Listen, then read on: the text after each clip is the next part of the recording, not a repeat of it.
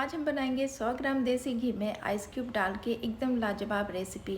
आप इसे एक बार बनाएंगे ना तो आप इसके फ़ैन हो जाएंगे। ये इतनी टेस्टी और लाजवाब बन के तैयार होती है और मार्केट से तो आप बिल्कुल ही लाना भूल जाएंगे जब आप इसे एक बार घर में बना के इस तरह से तैयार करेंगे। तो यहाँ पे हमने 100 ग्राम देसी घी ले लिया। इसमें हमने थोड़े से आइस क्यूब डाल के इसे खूब अच्छे से हमने मेल्ट कर लिया है, यानी कि खूब अच्छे से इसे फेंट लेना है।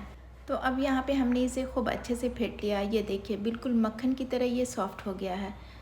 ये देखिए इस तरह से आपको फेंट लेना है। 5 से 7 मिनट का टाइम इसे फेंटने में लग गया है। तो अब हम क्या करेंगे, ये जो आइस क्यूब है इसे हम निकाल देंगे, इसे हम अलग कर देंगे और इसमें हम ऐड करेंगे मैदा। तो यहाँ पे हमने 1 कप मैदे को छान के ले लिया है। इसमें हम थोड़ा थोड़ा मैदा करके ऐड करेंगे। एक साथ हम सारे मैदे को नहीं ऐड करेंगे, तो इसी तरह से थोड़ा थोड़ा करके ऐड कर लीजिएगा और इसे भी खूब अच्छे से फेंट लेना है। यानी कि जब ये बहुत अच्छे से मिक्स हो जाएगा, बिल्कुल मक्खन की तरह सॉफ्ट हो जाएगा, तब तक इसे फेंट लेना है। और बाकी का जो बचा हुआ मैदा था उसे भी हमने ऐड कर लिया है।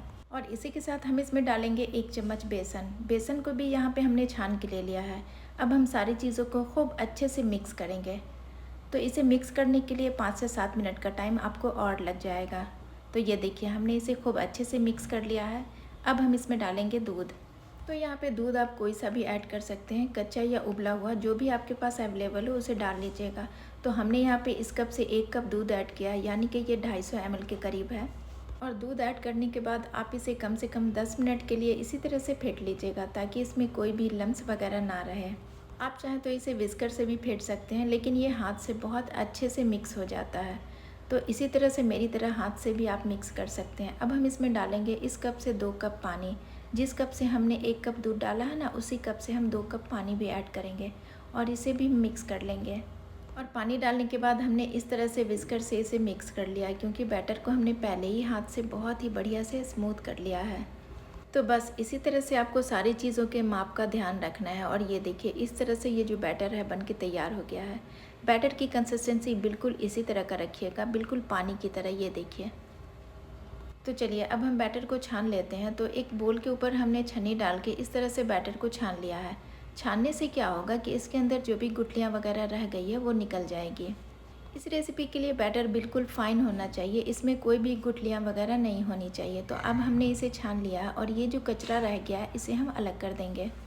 तो चलिए अब यहाँ पे बैटर हमारा बिल्कुल फाइन और स्मूथ सा बन के तैयार हो गया है। ये देखिए इस तरह से आपको बैटर की कंसिस्टेंसी रखनी है, तभी जो ये रेसिपी जो है बिल्कुल परफेक्ट बनेगी। बहुत ही टेस्टी, बहुत ही लाजवाब बन के तैयार होती है। तो अब हम इसे क्या करेंगे कि इस तरह से हमने आइस क्यूब रख लिया है पानी के अंदर। ढेर सारे आइस क्यूब को हमने इस तरह से रख लिया है। इसके ऊपर हम इसे डाल करके साइड में रख देंगे, ताकि बैटर जो है वो गर्म ना हो और इसकी ठंडक बनी रहे। तो अब हम चलते हैं, इसे साइड में रख देते हैं और इसके लिए दूसरी तैयारी कर लेते हैं। यहाँ पे हमने 1 कप चीनी लिया है, इसका हम शुगर सिरप बना के तैयार करेंगे। और यहाँ पे जिस कप से हमने नाप के चीनी लिया है उसी कप से हमने 1 कप पानी भी डाल दिया है। गैस का फ्लेम हम मीडियम करेंगे और इसे थोड़ी देर पकने देंगे। इसी के साथ हमने 1 चुटकी केसर डाल दिया है। केसर का जो फ्लेवर है वो शुगर सिरप में बहुत ही टेस्टी लगता है। तो अब हमने यहाँ पे शुगर सिरप को भी 4 से 5 मिनट मीडियम फ्लेम पे पका लिया है और शुगर सिरप बस हमें चिपचिपी सी होनी चाहिए। तो अब हमने गैस का फ्लेम ऑफ कर दिया है और इसमें हम थोड़ा सा ऐड करेंगे इलायची पाउडर। इलायची पाउडर बिल्कुल ऑप्शनल है, आप चाहें तो डालिए, नहीं तो इसे स्किप कर सकते हैं। तो चलिए अब हम चाशनी को साइड में रख देते हैं ठंडी होने के लिए। और अब हमने यहाँ पे लिया है इस कप से 1 कप दूध। दूध आप कोई सा भी ले सकते हैं। और अब हम इसमें डालेंगे 1 चम्मच चीनी। गैस का फ्लेम हम मीडियम रखेंगे और इसे चलाते हुए मेल्ट कर लेंगे। और बस 1 मिनट के बाद चीनी जब मेल्ट हो जाएगी तब आप गैस का फ्लेम बिल्कुल लो कर दीजिएगा और लो फ्लेम पे इसमें अब हम ऐड करेंगे 1 कटोरी मिल्क पाउडर। मिल्क पाउडर आप किसी भी ब्रांड का ले सकते हैं। तो ध्यान रखिएगा फ्रेंड्स कि मिल्क पाउडर डालते टाइम गैस का फ्लेम बिल्कुल लो कर दीजिएगा, नहीं तो क्या होगा कि इसमें गुठलियाँ सी पड़ जाएंगी। तो इस बात का ध्यान रखिएगा। यहाँ पे हमने गैस का फ्लेम बिल्कुल लो कर दिया है और लो फ्लेम पे ही थोड़ा थोड़ा मिल्क पाउडर इसमें ऐड करके इस तरह से मिक्स करते जाएंगे। आप चाहें तो यहाँ पे रबड़ी बनाने के लिए मिल्क पाउडर की जगह ब्रेड क्रम्स का भी यूज़ कर सकते हैं। उससे भी रबड़ी बहुत ही जल्दी से बन के तैयार हो जाती है और बहुत ही टेस्टी बनती है। या फिर आप इसे सिर्फ दूध से भी बना सकते हैं। तो यहाँ पे हमने रबड़ी को 4 से 5 मिनट पका लिया और ये देखिए ये बिल्कुल तैयार हो गई है। आप चाहें तो इस पॉइंट पे इसमें थोड़े से ड्राई फ्रूट की कतरन को भी ऐड कर सकते हैं, इससे भी ये बहुत ही टेस्टी लगती है। अब हमने गैस का फ्लेम ऑफ कर दिया और इसे साइड में रख देते हैं ठंडी होने के लिए। अब यहाँ पे हमने पतीले में रिफाइंड ऑयल को गर्म कर लिया, इसमें हम डालेंगे 2 चम्मच देसी घी। अब हम यहाँ पे घीवर बना रहे हैं, तो घीवर का टेस्ट तो घी के बिना अधूरा रहता है, तो इसीलिए हमने घी को ऐड कर लिया है। आप चाहें तो इसे सिर्फ तेल में भी बना सकते हैं या फिर आप इसे सिर्फ घी में भी बना सकते हैं। तो चलिए अब हम बैटर को फिर से चेक कर लेते हैं। यहाँ पे आधे नींबू का जूस हमने फिर से निचोड़ के डाल दिया और इसे अच्छे से मिक्स कर लेंगे। नींबू डालने से क्या होगा कि ये जो हमारा घीवर बनेगा बहुत ही क्रिस्पी क्रंची सा बन के तैयार होगा। तो नींबू को भी बैटर के साथ खूब अच्छे से मिक्स कर लीजिएगा। और ये देखिए इसी तरह की बैटर की कंसिस्टेंसी आपको रखनी है। तो बैटर को हमने आइस क्यूब पे इसीलिए रखा था कि ये लंबे टाइम तक ठंडा बना रहे, तभी हमारी रेसिपी परफेक्ट बनेगी। अब तेल को हमने हाई फ्लेम पे गर्म कर लिया है और इसमें थोड़ा थोड़ा सा बैटर ऊपर से डालते जाएंगे। और जैसे ही बैटर डालेंगे ना तो इसमें ढेर सारा झाग बनने लगता है, और जब ये झाग थोड़ा सा कम हो जाएगा तब फिर दोबारा से इसमें बैटर डालेंगे। और ये देखिए इसके बीच में इस तरह से स्पेस खाली हो जाता है, तो इसे इस तरह से स्पून से करते जाइएगा और फिर बैटर को इसमें इस तरह से ऊपर से डालिएगा। तो बस इसी तरह से आप बैटर को ऊपर से डालते जाइएगा और ये घीवर बन के तैयार हो जाता है। तो ये देखिए इसी तरह हमने 5 से 6 बार इसमें बैटर को डाल दिया है। ढेर सारा इसमें झाग बनने लगता है, और जब झाग कम हो जाता है तब इसमें थोड़ा थोड़ा बैटर ऐड करते जाइएगा।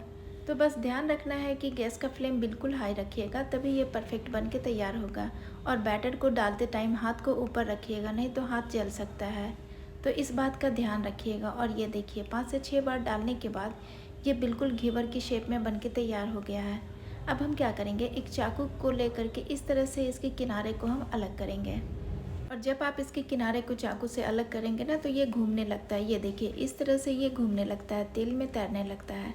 तो अब आपको क्या करना है, एक स्पून से ऊपर से इसे हल्का हल्का सा प्रेस कर देना है, ताकि ऊपर की जो लेयर है वो भी अच्छे से पक जाए। और बस 1 से 2 मिनट के बाद इसे निकाल लीजिएगा इस तरह से। गैस का फ्लेम इस वक्त लो कर दीजिएगा ताकि आपका हाथ जले नहीं, और तेल को अच्छे से इसमें निकाल लीजिए।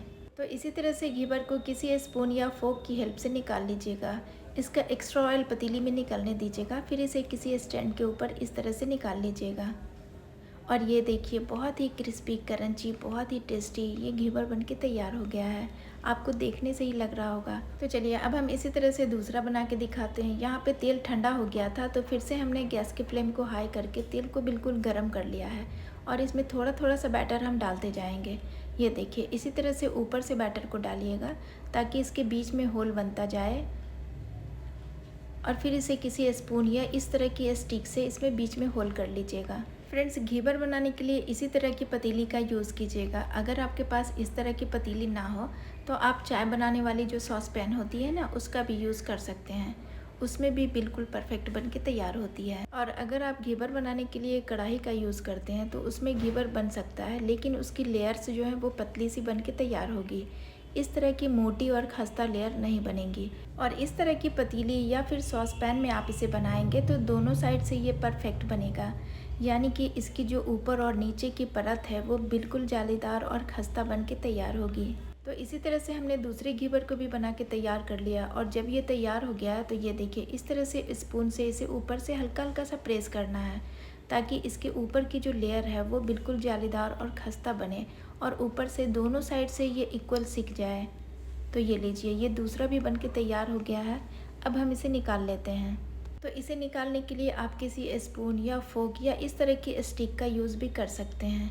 ये लीजिए, ये देखिए फ्रेंड्स, दोनों साइड से ये बिल्कुल परफेक्ट बना है। दोनों साइड से इसकी जाली जो है बिल्कुल परफेक्ट बन के तैयार हुई है ना, बिल्कुल मार्केट के घीवर जैसा। तो देखा इसे बनाना कितना आसान है, और जब आप इसे एक बार घर में बनाएंगे ना तो यकीन मानिए मार्केट से लाना बिल्कुल ही भूल जाएंगे। ये इतनी टेस्टी और लाजवाब बन के तैयार हुई है।